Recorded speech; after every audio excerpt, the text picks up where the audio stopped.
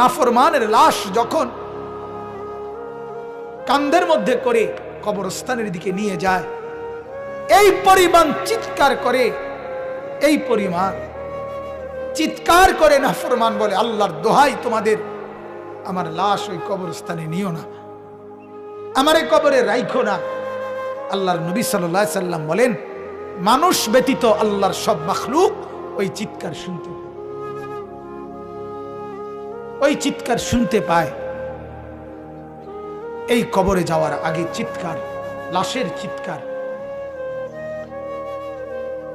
আল্লাহর নবী সাল্লাল্লাহু আলাইহি সাল্লাম বলেন, যদি ওই নাফরমানের চিৎকার তোমাদের কানে একবার শুনতা, তাহলে পৃথিবীর কোন মানুষ কোনদিন কারো লাশ খাটের মধ্যে কান্দে নিত না, কারণ যদি চিৎকার মারে। এই ভয়ে